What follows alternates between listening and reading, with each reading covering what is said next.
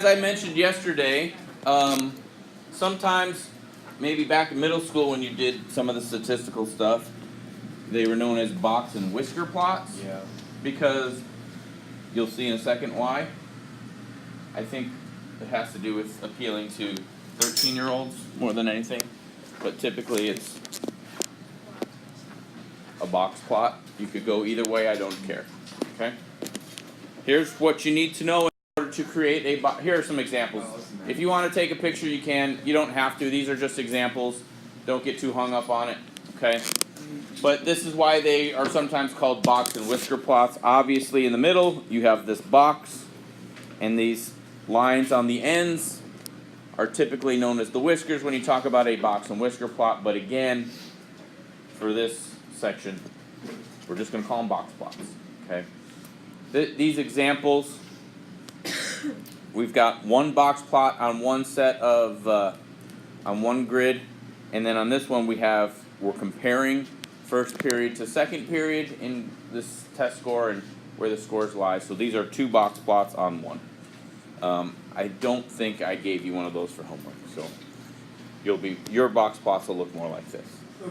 All right, and I'll get into what it all means here in a second, but I want to focus on constructing one. Okay, so you need 5 things. 5 things to create a box plot. The first thing you need is the minimum value. So again, you got to put the values in order. So finding the minimum value, that's easy enough. What do you think the next one's going to be? Maximum. Maximum value. Very good. Inferencing. Your English teachers would be so proud of you. Foreshadowing-ish. Maybe.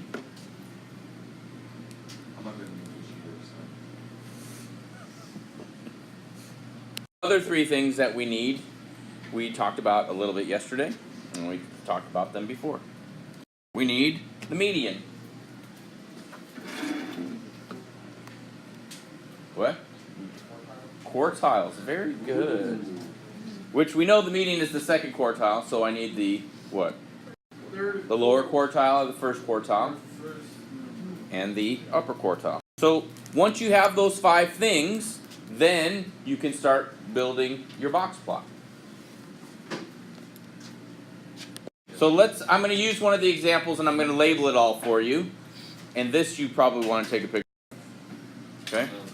So this is the very first box plot on the screen that I gave you. Now I've added some labels, and I also put some red lines to indicate those labels. So you know where everything goes on your box plot. So at the ends, you have a minimum value. Now sometimes you'll see a box plot that doesn't have the little point on the end. Please put the point. I think that's important to really indicate what the minimum value is. You have the maximum value on the other end. Okay? The box actually represents the interquartile range from the lower quartile to the upper quartile. So those are your bounds of your box. And then you always put the line where the median is. Okay? And that kind of helps indicate skewing, where the bulk of the data is. The closer to the lower quartile it is, the more bunched the data is around that. The closer the median is to the upper quartile, the more the data is bunched around that. So the thing that a box plot can show us, not only does it show us measures of position, but it also gives us some idea about measures of central tendency in here. How tightly clustered the data in the center of the data is, okay, surrounding the median.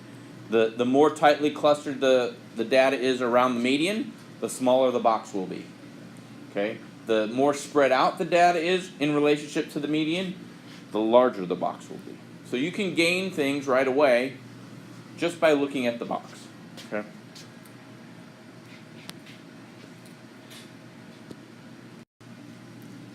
And again, what I've said, I just put it in the notes for you. The box is bounded by the lower and upper quartiles with the line inside where the median is.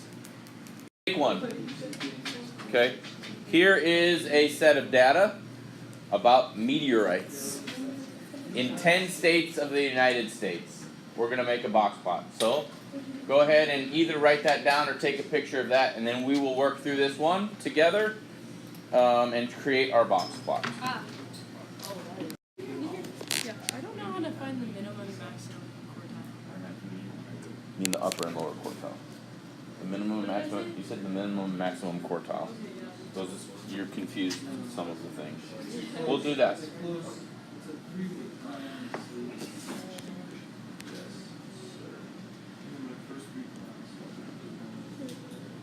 We're going to go through all of that. That's awesome. So, in case you're struggling to put your numbers in order, this is the order that they should be in. Will the median be an exact value here? One of the values that's on this list? No. Why not? There's an even number of data values, so the median is going to be in between two of the values. Okay? So, my median is going to have to be in between 78 and 89. I got it. You do? I love my All right. calculator.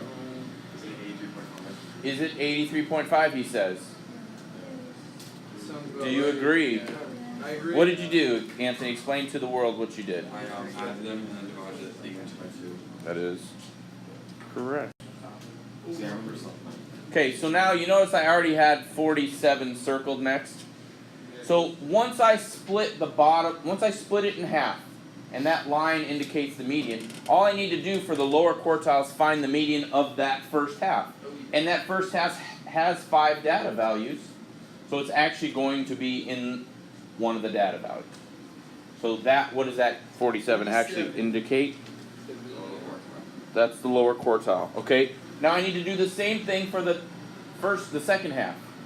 What number is going to be, again, there's still 5 data values. 164. 164 is in the middle, that's going to be my, Median of Q2. that's the median of the top half, so that's my upper quartile, okay? I mean, should be pretty easy to pick off the minimum and maximum, right? 296 an outlier. Now, what if you have even numbers on both sides?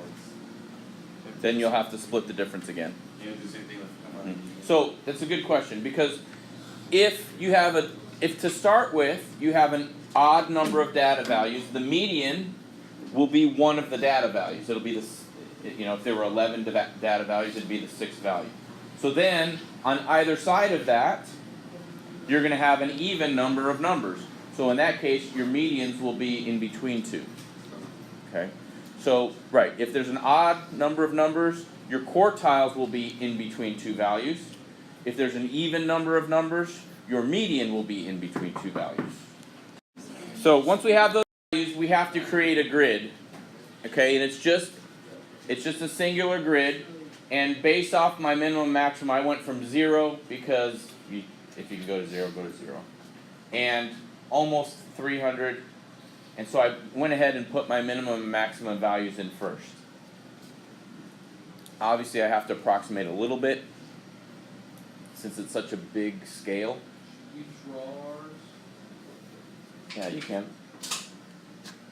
On your test, I will provide the scale for you. You'll have to just label it.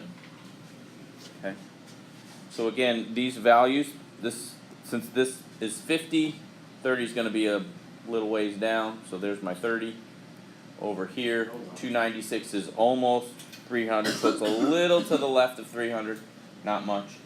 Now, one of the things that I recommend that you do from this point, because in order to make it sort of neat looking, is once you have the minimum and maximum value points, I would connect those with a line.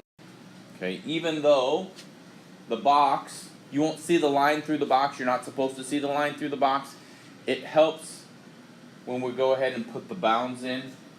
In Notability, when you do this, obviously you can draw a box that's filled in with the same color as your background to cover that line up. On your quiz or test, you might just do a light part in there. Because once you put the box in, the line you don't see the line going through the middle of the box. Okay.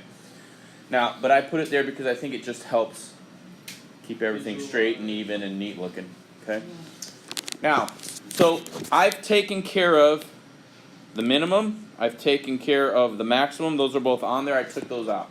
Now the trick is to create the box. So you have to put a left bound at 47. Okay, so that's gonna be in around here. Left part of my box is gonna be at 47. So if this is 50 here, it's gonna be just a little bit to the left. The far end of my box is gonna be at 164, which is gonna be in and around here. And then I have to put my median in. Okay, so that's what it's going to kind of look like. I'm starting to create my box. The only reason I used all these different colors, the blue and red, is because I color coded them to what I did up here. So this quartile 1, lower quartile, is at 47, a little bit left of 50. The upper quartile here is at 164, a little bit more than 150. And then my median is at 83.5. Okay? Any questions about where those all came from? Yes. So we can just draw our box now? Yep. So then we know the box is going to start here, it's going to end here, it's going to have the line in the middle for the median, and now you can just draw your box. Questions? Confusions? Okay? That's what it's going to look like. It's just not really aesthetically pleasing. I like more symmetrical shapes. Yeah, no, but what this tells me about the values, right? Somebody mentioned as we were looking at the values about an outlier, right? There might be an outlier. I don't know. We're not going to calculate it. But this data is pretty spread out, and it makes a huge jump here from 215 to 296. Which pulls the whisker all the way down, but most of the data is centered in this area. So that's what this box plot actually shows us, is that the values bigger than 164 really don't fit the rest of the data. Here's the other thing I want you to think about, okay? In this box are 50% of the data. Half of the data lies inside this box. Okay? Because out here, from here to here, this is beyond the third quartile, which means 25% of the data is here. Below the lower quartile is another 25% of the data. Okay? So 50% is contained in the box. 50% of the data is contained inside the box in the interquartile range.